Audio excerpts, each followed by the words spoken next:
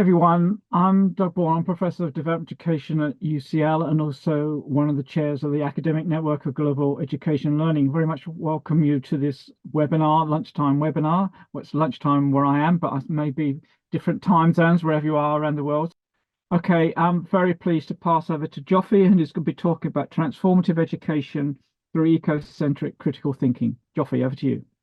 Okay, so very warm, cold welcome from northern Finland.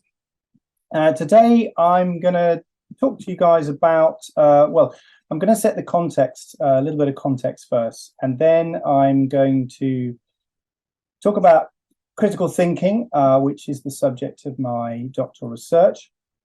And then we'll look at ecocentric approaches and finish up with hopefully some discussion about how we might transform education, how we might put that into practice pedagogically in schools and particularly in higher education. So let's see. Okay, so a little bit about the context first. I think it's important to set. We're, as I'm sure many, if not all of you are aware, we're now in what is being termed the Anthropocene era, and which is popularized by Paul Crutzen. And this is the era where our impact as a species has been so significant that it's kind of geological. And the reason I mention this is because I think it's important to frame this discussion by acknowledging the era we're in. And it's incumbent on us it requires us really to rethink our existence within it. And in fact, many people, I actually prefer the term Capitalocene, which is a term that Malm termed 10 or so years ago. And because actually it's not everybody, it's not every human that is impacting the planet equally. And also I think this notion of Capitalocene gets across the idea that it's our mode of existence, it's our way of viewing nature that has led us to this situation. And you can see from the quote there from David Rutledge, who's an Australian commentator, that it's really about the domination of nature, and that's going to be a theme that I'll go through as we go through this presentation. So, sorry, just adjusting one thing here. So another issue another part of the context I'd like to mention before we get into critical thinking is this notion of wicked problems. Again, many of you will be familiar with Rittel and Webber's notion of wicked problems, which are problems that are multi-headed, which keep changing, which adapt as you try to solve them. And we have a number of wicked problems that, as humanity, we're trying to respond to collectively. And these include, nuclear issues, social inequality, pandemics, of course, and possibly the most existential, or one of the most existential, which is the climate crisis. And the reason I think it's important also to keep these in mind is because these wicked problems are highly complex. In order for us to deal with them, we need to be able to manage complexity, ambiguity, even dissonance. And as Lehtinen says, we have unfortunately a tendency to try and simplify things and fall back on these dualisms. And again, that is something that I want to emphasize as we start to look at critical thinking, is that the way that we approach problems at the moment, we are not very good at dealing with this complexity. And my contention, and I hope I've persuaded you as well, is that that's because of the way that we approach our relationship with nature. So, what's this got to do with education? Well, I hope it's not too controversial to say. I mean, the role of education, we could spend a whole year debating this, but the role of education, I think, is perhaps it's to cultivate capabilities, as Nussbaum or Amartya Sen say. Perhaps it's to empower people. This is a part of a quote from the recent Global Education Dublin Declaration. But really, it's about, I think, one of the roles of education, and there are many. And one of the roles is to prepare our learners at whatever stage they are for future challenges. Now, of course, that's very difficult because we don't necessarily know what the future challenges are. But what I think is, again, hopefully not too controversial, is the notion that critical thinking is one of the key tools that we have, and one of the key methods or approaches that we have to prepare these learners for future challenges. It is a way that we might approach problems. It's a way that we might equip learners. And in fact, if you look at the Dublin Declaration, if we look specifically at global education and the recent Dublin Declaration, I very much like the new declaration. And part of it says, as you can see from the quote here, that global education enables peoples to reflect critically on the world and their place in it. And again, I encourage everybody to retain that quote, because that is really the essence of what I'm going to be discussing today. It's about this critical reflection about the world and our place in it and our relationship with the world. And so I think it's really important that if we are in education as educators, that we enable our learners to reflect on this positionality, this relationship we have with the world. So I'm just going to pause there and take a sip of water. I'm trying to get rid of my self-view because I don't want to look at myself. That's better. Okay. So we said this is going to be interactive. So I'm just going to ask, I think most, if not everybody listening is involved in some way with education, at least I hope so. So let's have a quick thumbs up here. Who has ever been told, maybe at school or university, to show criticality in your writing or to demonstrate critical thinking in some way? Let's have a quick show of hands here. Okay, I can see a lot of thumbs up already. Thank you. It shows you're awake as well. Well, I'm not surprised to see that many thumbs up. In actual fact, because you know, this notion of critical thinking is firmly embedded in higher education. And in fact, Ronald Barnett says it's the defining concept of the Western university, and increasingly it's spreading throughout the world. So it's not just in the West now, but it's in non-Western higher education. We see the phrase critical thinking coming into, I would say, nearly every university. Nell Noddings actually suggests that there is something fundamental to the notion of education itself. That means that this notion of critical thinking is embedded within it. So this is all by way of really saying that we have to focus on this notion of critical thinking, because it is really entangled in our understanding and our practice of higher education. However, given that it's such a fundamental notion, given that it's so entangled in what we do in higher education, it is surprising, possibly even shocking, at how poorly understood it can be. And there's plenty of research that suggests that when you ask people to define what they understand by critical thinking, you get a rather large variety of answers. So let's try that with you, okay? So here we go.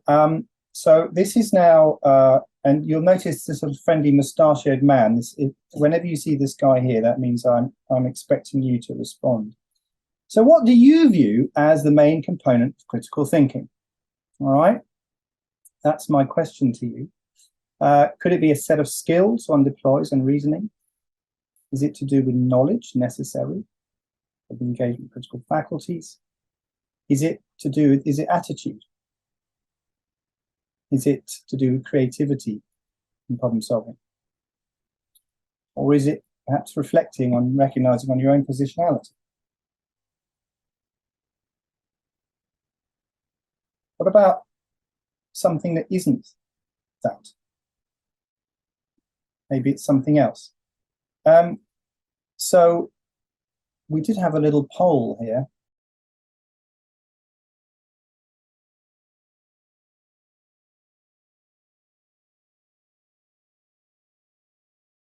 Okay, so as I was saying, it looks like we've got, yes, C and E.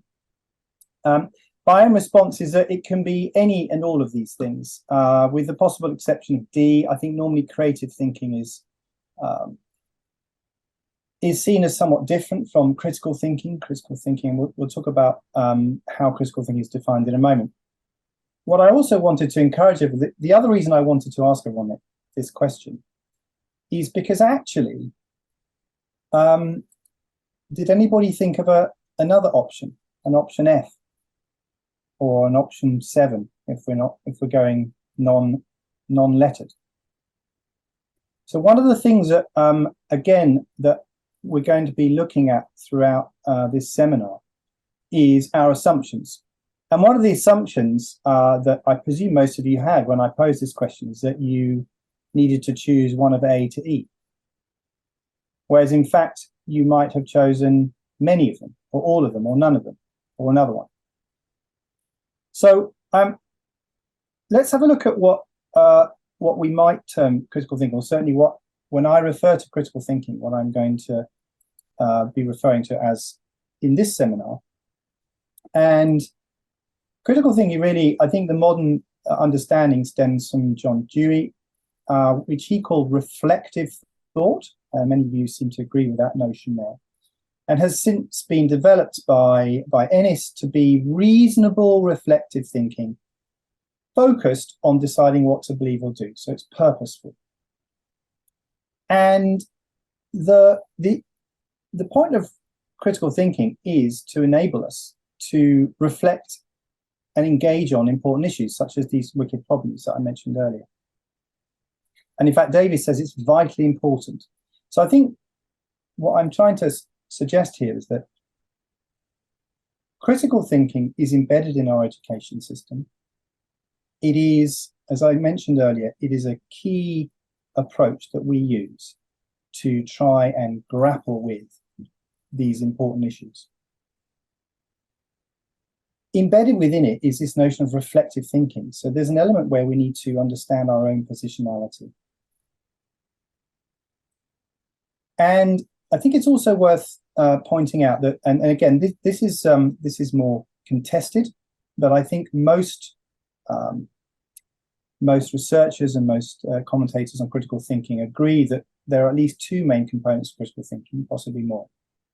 But there's a skills aspect to it. So there are certain skills we need to have in order to be able to think critically. And here's a selection, non-exhaustive selection. But there's also a dispositional element. You also have to be disposed to think critically. And again, your answers to my earlier questions suggest that many of you are already considering this. Because it's not enough to have the skills. If we don't have the disposition to think critically, then we can end up in sophistry, and we can end up with perhaps morally dubious thinking. But the point I want to make here, and again, what I want to pick out from here, is that there is also embedded within the notion of critical thinking this very important idea that critical thinking itself, the act of critical thinking, demands that we also understand, that we expose, that we interrogate, and where necessary, critique our own assumptions and norms. Okay. And at the moment, my contention is that critical thinking is not actually the way that we practice it at the moment. We're not doing that well enough, sufficiently well. So what do I mean by assumptions? Well, let's look at a concrete example. I'm sure you're all familiar with the Mercator projection map.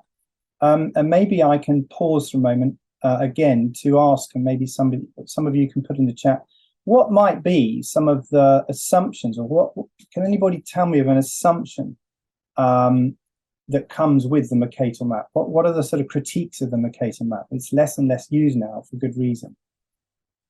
What might be some of the critiques? Yes, we've got Eurocentric and the size of the countries. Absolutely. So the most obvious critique, the most, I think, well-known critique, is that it places Europe, Greenwich Mean Time, in the middle of the map. Okay, so it's been critiqued for being Eurocentric. It's also, well, inaccurate in the sense that the sizes of the countries, it stretches the countries as you go to the north. Now, let me present you with perhaps another assumption or something that flows from this. Okay, so what it does is it makes the northernmost countries much larger than they are. It shrinks countries around the equator, and again in the southern hemisphere it makes the countries further south larger than they are in terms of area. What about, though, if we look at income? Okay, we know that it's Eurocentric, but actually what it also does is it happens that the countries that it tends to magnify and make larger are also the ones that are richer, by and large. And we can see from this map here. And so actually another sort of bias that is introduced, unconsciously perhaps, arguably, is that it gives more prominence to the richer countries. So this is an example of the kind of hidden assumption, the hidden bias that we need to be aware of. And we need to, when we are encouraging, when we're practicing our pedagogy, we need to try and find ways to expose this. Here's an example some of you may have come across just before we move on.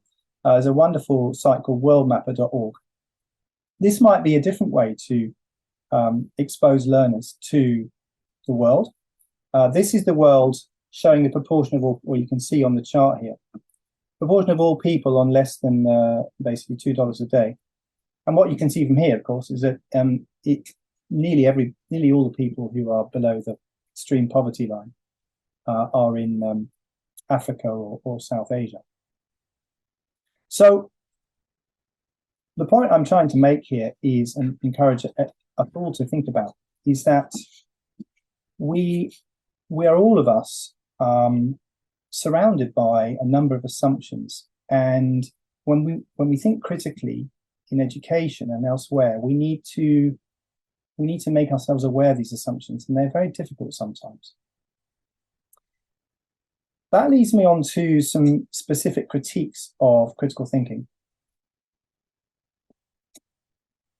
I mentioned earlier that the critical thinking as a concept is contested, and it's also not necessarily particularly well understood. But there are some quite pertinent critiques which I will briefly go through, because they lead me on to my main critique of critical thinking. So some of the sort of the better known or the more prominent critiques of critical thinking as we understand it and practice it today. Well, the first one, which may not be surprising, is that it's Western. The dominant understandings of critical thinking, critics suggest, are from Greek and Enlightenment philosophies, going back to Aristotle, Socratic dialogue. And there's also lots of critique that non-Western or indigenous contributions have historically been either ignored or dismissed. And there's also a critique that critical thinking is detached from context. We know that, as Davies suggests, that critical thinking should have interpersonal, socially appropriate caring and consider the interests and needs of the fellow man. When we think, we don't think in a vacuum.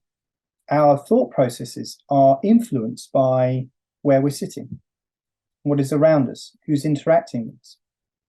And yet critical thinking as a concept seems to assume that we are detached from this context. It doesn't take it into account. And related to that critique is another critique for example, Katarina Holmer from my university in Oulu has written about the notion of critical thinking needing to be embodied.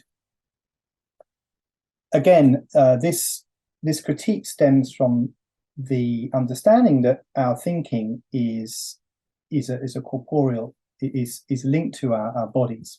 We cannot disassociate our thinking from our bodily functions, our bodily experiences. So we've got these various critiques of critical thinking that are starting to suggest that the way that we understand, the way that we practice critical thinking at the moment, okay, is perhaps what I might call disconnected. And the final one of these, the final sort of strand of critique that we see in the literature is that critical thinking cannot be an individual endeavor only. So this notion of, if you're familiar with Rodin's The Thinker, the statue, it's a solitary man with his chin on his fist, thinking, pondering. That is not how we should be looking at, that's not how we should be approaching thinking critically. Roth says that critical thinking is sterile without the capacity for empathy and comprehension that stretches the self. And Tendam and Vollman suggest that acts of learning to think critically is an inherently social process. And if we think about that in practical terms, I don't know about me personally, for example, the way that I typically advance my thinking is through dialogue with others, by discussing my ideas, and I hope we can do that today. By discussing ideas with others, we advance our own thinking, we balance, we weigh evidence, we get ideas from elsewhere. Trying to do all of that in isolation and trying to think critically by assuming that somehow I'm on my own is not reflective of the real world. All of these critiques, though, in my view, now this is where my own research is leading, suggest that the hidden assumption in critical thinking is that it is fundamentally human-centric.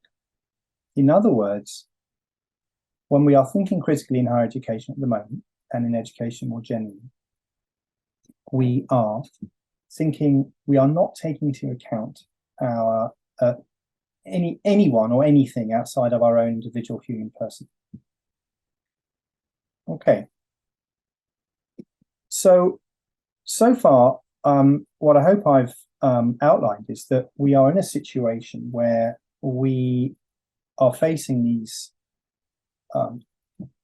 we are facing a number of perhaps existential issues, these wicked problems.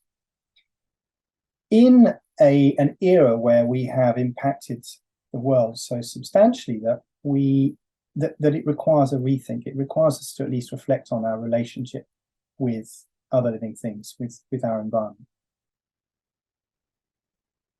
That requirement to rethink our relationship, that requirement to deal with difficult problems, is something that is incumbent on education, in part at least, to help us with. And the problem that I'm suggesting at the moment is that one of our fundamental approaches, critical thinking, which is embedded within higher education particularly, is not up to the task, okay? Because critical thinking, as we currently understand it, as we currently practice it, is somehow assumes that we are in a bubble outside of or away from other living things. And so what I'm now going to go on to talk about, and then we can talk about this together, are more what we might term relational understandings of the world. And I think it's very important here, and some of you may have come across a book by Jason Hickel called Less is More, which I thoroughly recommend. And in that book, he goes into this in some detail. But I'll just try and précis the idea that the notion that humans are somehow separate from nature is I would say relatively new. But perhaps it's more accurate to say it's a modern notion. This idea that we are somehow divorced from nature. You can see a quote here. So, this isn't necessarily I don't want to sort of focus specifically on Christianity, because I could have chosen most of the monotheistic religions. But if we look, for example, at the Bible, Genesis, it says, "Let us make man in our image, after our likeness, and let them have dominion over the fish of the sea," etc. So, from the sort of beginnings of perhaps some of the bigger monotheistic religions, we've started to get this idea that maybe that man is sort of superior or should dominate other living things. And this kind of thinking, this idea that man is somehow different or exceptional, accelerated really with the Enlightenment. You can see at the bottom there a quote from Kant, who really said, well, non-humans are a means to an end. The end is man. So for Kant and many other Enlightenment figures, humans mattered, above all else. And if we look at, so we've seen this shift from what was traditionally a much more relational understanding of where we sit in nature, to one where humankind is somehow set above other living things. And you can see this actually even in the way that we start to define our terms. Okay, here's a definition of the word natural from the Oxford English Dictionary. It says, "in a state of nature without spiritual enlightenment." So the very definition, the way we define the word natural, has somehow we're saying that it's not enlightened. It's something that we don't, it's seen as somehow negative, perhaps somehow unsophisticated, raw, something to be refined. And so there's this notion that's crept in over the last few hundred years that because we're able to reason, as I put in the quote at the top here, as Wolf says, that suggests it evidences our superiority over other animals. And we see this in our language. We see it in the way that we talk about nature and that we treat other living things. So we start to use industrial words for natural things. So rather than talking about animals as the source of our meat, we talk about food production. When we talk about that picture there as a peat extraction in Finland, we talk about natural resources as if they're objects to be manipulated and have no life of themselves. Peat is incredibly, as I'm sure many of you know, soil, we're only beginning to understand how rich soil is. And yet in our language, in the way that we talk about it, we see it as a lifeless object, a natural resource. We talk about raw materials when we talk about living trees that we've cut down for wood. So we can see that in our thinking, in our language, we've distanced ourselves from other living things. And so what ecocentric approaches do or attempt to do, and what I'd like us to encourage us to think about how we might do this in education, is try and reconnect, or perhaps a better word is re-recognize our relationality with the world. So as Wolf says also, humans have always lived as, in, and of earthly nature. So the ecocentric approach recognizes that we are intertwined or entwined with other living things. Tim Ingold, who's another writer who I really enjoy reading, says it's not possible to exist as sentient beings without being situated in an environment and committed to the relationship this entails. So our very existence, our very identity, what Ingold, as I understand him saying, is that we cannot imagine our existence. It doesn't make sense to talk about ourselves without explaining and recognizing and seeing, perhaps, or sensing, perhaps is better, our relations with everything else, because they make us part of who we are. And I've forgotten, there's a great Ubuntu quote. I think it's it's something like, and if somebody knows it, please put it in chat. It's something like, we are them. We are us because they are them, or something like that. No, I've got that the wrong way around, but it recognizes our fundamental interrelationship.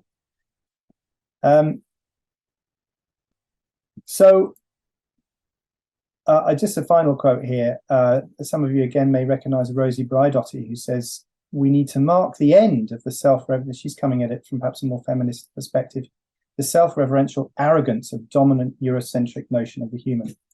And so for many ecocentric thinkers, there is this rejection of this sort of arrogance in assuming that we are somehow above or separate or better than other living things. So really what unites all of these, what unites the ecocentric approach is the notion that what we need to do is decenter the human, is stop treating ourselves as somehow above or better or beyond perhaps other living things and our own ecological systems. Oh, thank you. Someone says, I am because we are. That was a Ubuntu quote. Thank you very much. That's what I was searching for. Okay. I've just got 2 or 3 more slides on these relational approaches, and I'm going to pause again, and perhaps that might be an opportunity for some questions. So please do put some questions in, and then we'll move on to the last part, which is looking at how we might put these ideas into practice, or what they might look like in educational terms. But going back to this notion, so if we, what I'm suggesting is that we like many others, is that we need to try and start decentering the human. And on the left here, the picture you can see here is perhaps the most extreme version, where humans are, where some people view ourselves as not even part of the same universe or world as other living things. We are somehow removed entirely. We're alienated from other living things. I think perhaps a more common view is what Lupinacci has and others have termed this egotistical worldview, which is where we position man, and I use that in the sense of male humans right at the top. Then we have sort of typically women, and then children, and then you can see it cascades down. Then we have the sort of the cute animals and the big mammals next, and it goes all the way down to sort of unloved, what might be termed what are termed unloved critters. So down to the molds and the amoebas and so forth.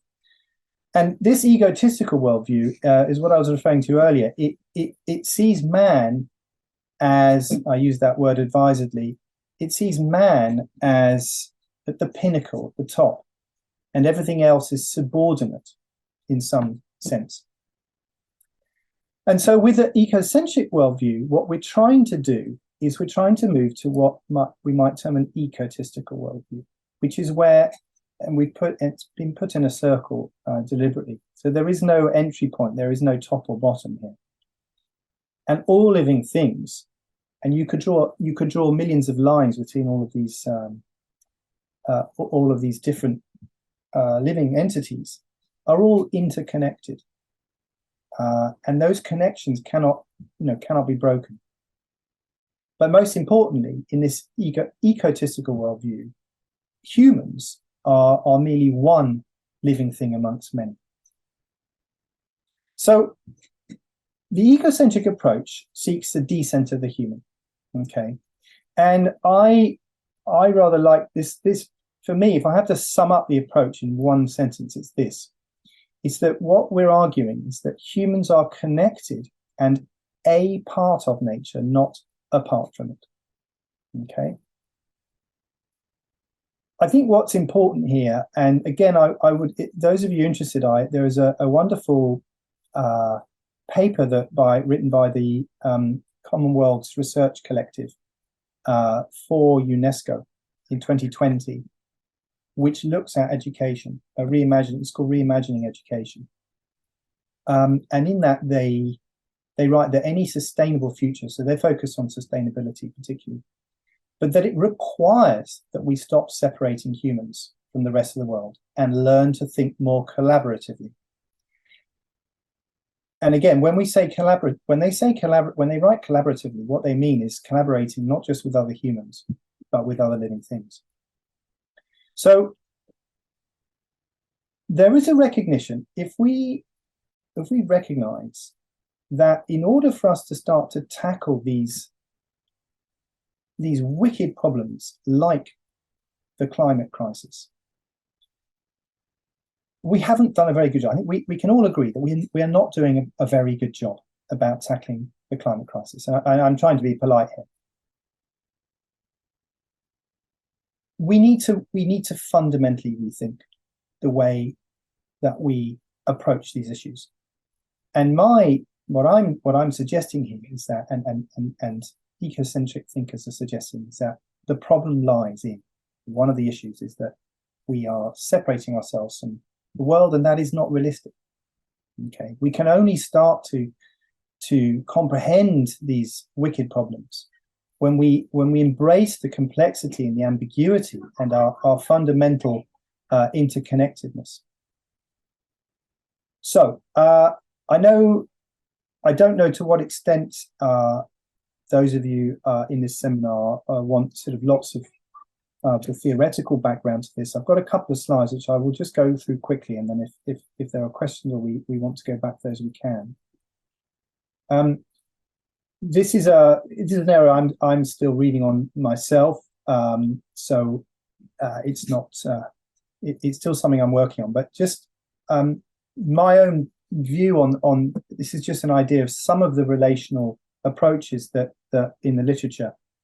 There's a whole strand which popularized particularly by Karen Barad, which suggests, which she terms a gentle realism, and it's based on I think she was originally a quantum physicist, and what she suggests is that much like quantum particles are entangled. In other words, when you interact with one quantum particle, it immediately affects another one. Okay. What she suggests is that we are entangled, all of us are entangled with other living things. There is no way that we can separate ourselves. There is no subject and object.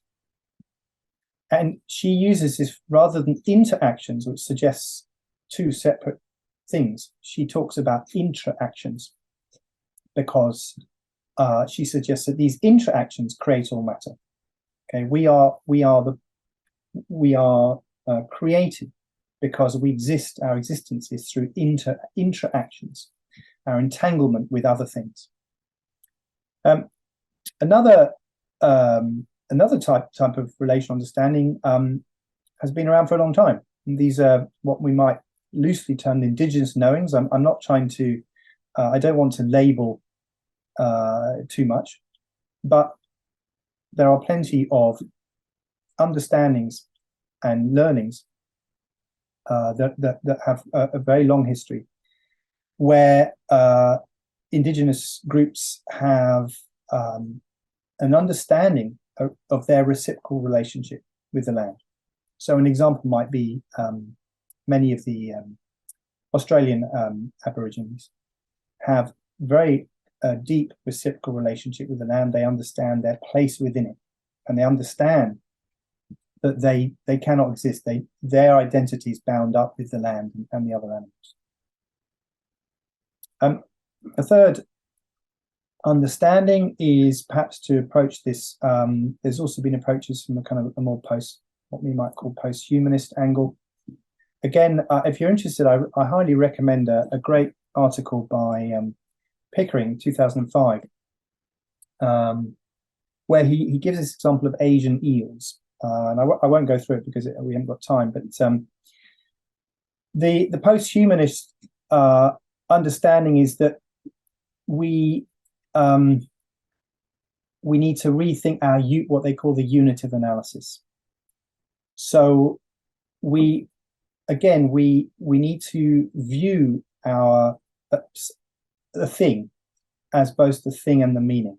We need to view a concept, our unitive analysis, as the interrelationship between humans and non-humans. So in this article, Pickering talks about the invasion of Asian eels in Florida. And he talks about how at every point in the Asian eels escape from private aquaria, they go into the ponds, they affect the wildlife, which provokes a reaction from the humans, which then provokes a response from the eels. And what he's suggesting is that rather than view each of these actions in isolation, we need to view them in the totality, that they are intimately interlinked. So what I'm trying to explain, what I'm perhaps trying to get at from this slide, is that there are a number of different, perhaps theoretical, philosophical approaches that all tend towards this more ecocentric views of our ontological views, if you like. And you might be drawn to one or the other, but what I think links them all is this notion that it's, as I put here, it's impossible to separate humans and more than humans. And just last slide on this, and I'm going to stop. Just a mention of terminology, and again, this is my own viewpoint here, and I know we've got some people in listening who may be experts in particular areas, so forgive me if I haven't quite captured this, but my understanding is that, again, I'm not so fussed about which of these terms we use, but just be clear that a lot of the literature, when we talk about multi-species, tends to focus, I think, on notions of agency, so giving more agency to non-human species, including what Dami talks about, unloved and awkward species, so moles, rats, these kind of things, cockroaches. Whereas more than human is similar, but it talks about, as put here, immersion in a sentient greater realm. So it's more of a sort of Gaia approach. And finally, we've got this word ecocritical, which can be used in a number of contexts, but the way I'm using it in today is similar to the way that Johnny Lupinacci uses it, which is that we're questioning this nature-culture separation that I've been talking about. And it focuses on dismantling this idea that humans are somehow above or superior to other animals, to other living things. So I'm going to pause there because I'm aware that I've been talking a lot, and this is supposed to be interactive. So I'd like it to be interactive. I'm going to see if there are any questions. Somebody's asked if there are any citations. I've got a long list of citations, and I will be sharing the presentation with Angel, so you can get a copy of that hopefully afterwards. Doug, is anything that you think we ought to respond to now? I don't think so, Joffy, because I think it's much better if we could possibly move into on the basis that some of the things that have been raised in discussion about human and non-human you've covered, and there's an issue about looking particularly from feminist perspectives, but I think some of that you've started to address, and that might be something people might want to pick up on. Okay. So what what I'd like to do now is introduce you everybody to some ideas, and these are only ideas on how we might start to address this human centricity in education. And what I'm going to then invite you to do in groups is to discuss some of these ideas and come up with questions of your own or comments if you have them. Okay. Now, as I said, these are ideas. Part of my research, my doctoral research, I'm starting a course in January where I'm going to be working with students to explore these ideas and see how they actually pan out in real life in a higher education context. So let's look at that, and then we can discuss it in groups. So as I said, these are ideas, and I would welcome feedback. So briefly, what I think we need to do if we want to seriously address this issue of human centricity in education, we need to question assumptions in these areas that I'm showing now. So I've given you already an example of sort of language, that some of the language you use assumes a sort of human centricity. We might want to question some of our assumptions around embodiment and connection, or place and environment, or indeed we might want to question our complacency and comfort. And I'll expand a bit on all of these now. So, but let's pause for a moment. I'm just going to invite everybody here to just pause and look away from your screen, because it's good to do that anyway. And look around you. What is connecting you to nature right now? The reason I want to, and please keep sensing those connections. The reason I want to invite you to do that is because this isn't a question that we ask nearly often enough. A lot of you are mentioning the trees. It's good to see somebody saying the sounds. I think we need to, again, we privilege sight in our senses. What about the smells or even the tastes? Let's use all of our senses. We also often forget that inside, we tend to think in binaries. Inside is human, outside is nature, but inside is also nature. Okay, it is an environment just like any other.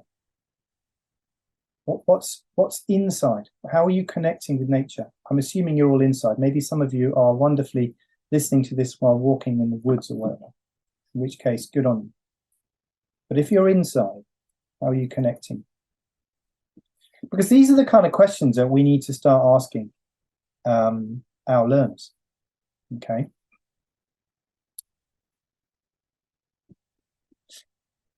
Let's look very briefly. I'll give you another example. So I'm gonna suggest some examples of how we might start to engage learners with these questions. Here's another example. Some of you based in the UK, I'm sure, will be tragically familiar with the national curriculum. I was a head teacher in the UK for some years, so I know it very well.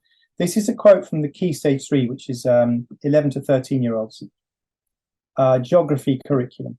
And it says, teaching should equip pupils with knowledge about diverse places, people, resources, and natural and human environments. And I hope by now you can immediately see what some of the assumptions are that are in this one sentence or phrase. It talks about natural and human environments, as if these are two completely separate things. It talks about knowledge about resources. And again, it uses the word resources when it's talking about other living things. It doesn't see these things as living. It sees nature as something extractive. So we can see just from that one phrase how much of the language in our curricula is driving our thought processes in one specific human-centric direction. So one thing that we might usefully do is look at some of our curricular language. And that could be done with learners. It could be done with other teachers or educators as well. And now I want to introduce you to a typical classroom. Again, this is from the UK. Some of you may notice the phonics board.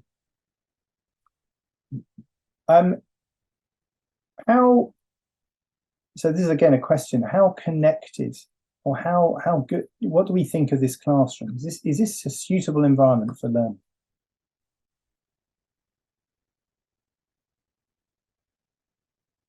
How could we? Is it connected? Can we? Do you think it's a good place to learn about or with the environment? How human-centric is it? These are questions we need to start asking. I think I feel very passionately that we need to think about our built environment. You know, I look at schools. I visited hundreds of schools. It's very rare that I see any other living things in schools other than children and adults. Where are the plants? Where are the animals? You know, and of course, this isn't, I've been deliberately obtuse because this isn't actually a typical classroom. I don't know how many of you reacted to this picture by thinking this was a typical classroom, but it isn't. Okay, most classrooms in the world do not look like this. Oops. Most classrooms in the world look like, you know, like this. There are all sorts of different types of classrooms. And one of the things I think we need to reflect on is, well, which of these is the best environment? You know, is it the lower left? This is an Aboriginal elder taking some of the children on, well, teaching them by walking about. On the bottom right, we've got perhaps the other extreme. We've got, I did a search on individualized learning. And this is the picture that came up. A girl on her own, looking at a screen. And then we've got perhaps, you know, non-Western styles of classroom, which and I've just put one example top left here. So we need to reflect on what, you know, are we providing our learners with the best environment, or is our environment driving human-centric thinking? So what I'm going to suggest that we need to move to, I'd like us to move to some discussion groups now.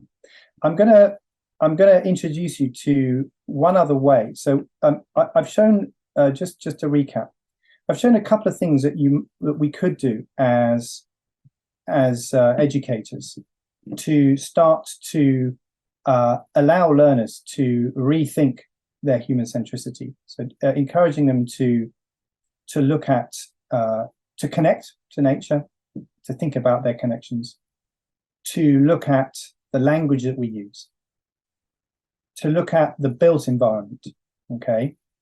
And the last one I'm going to introduce is to discomfort learners. The picture on the right here is well, you can see it's a woman breastfeeding a goat, a kid goat, I should say. And the one on the left is the Vakari mouse, which some of you may be aware of, where they grew a human ear on a mouse.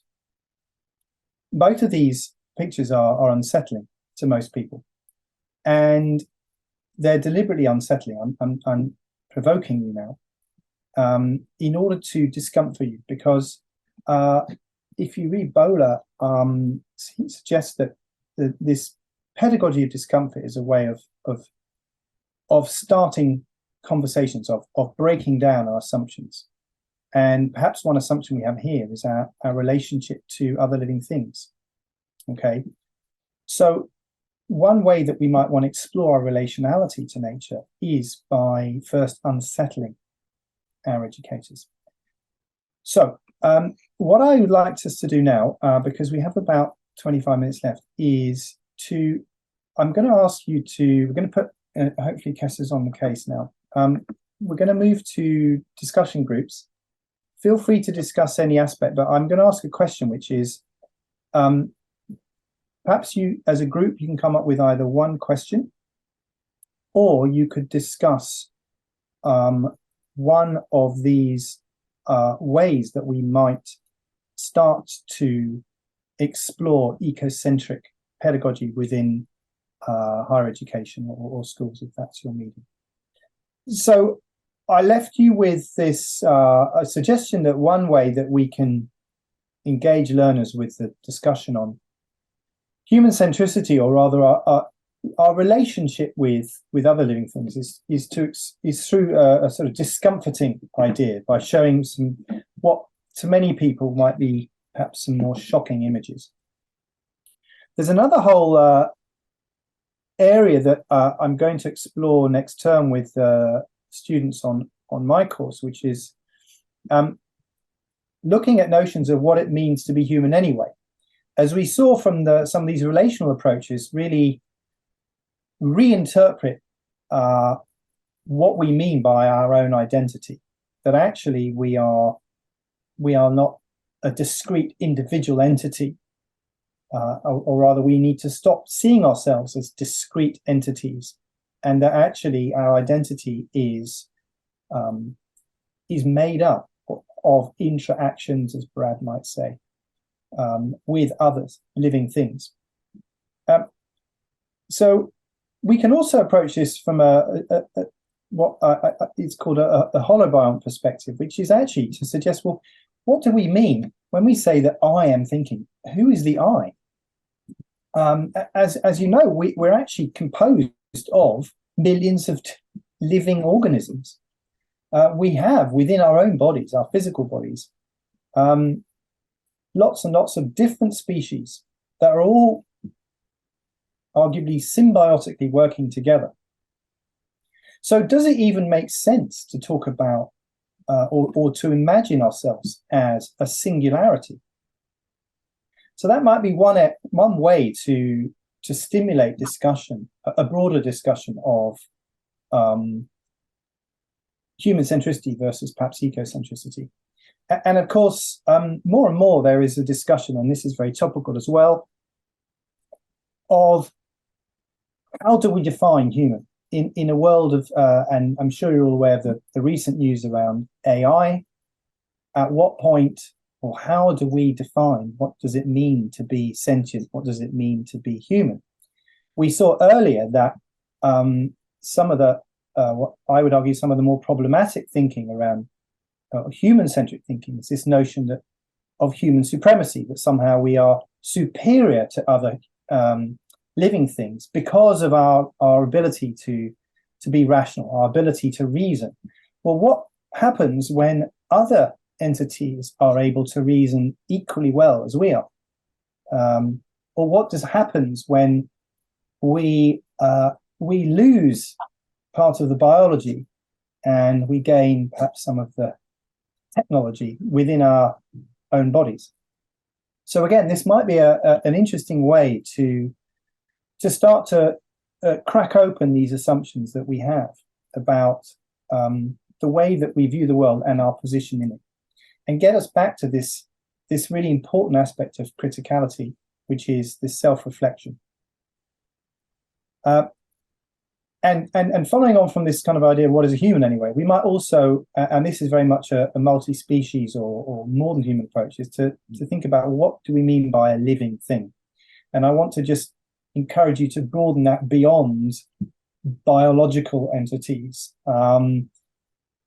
We talk about, in our language, we talk about the wind, winds having movement, certain life. We talk about rivers and mountains being alive. Do we talk about rivers being alive? Well, actually, we do. The example on the page there is, you can see, is the Comimemem River in Amazonia, which has legal status, as do several other rivers.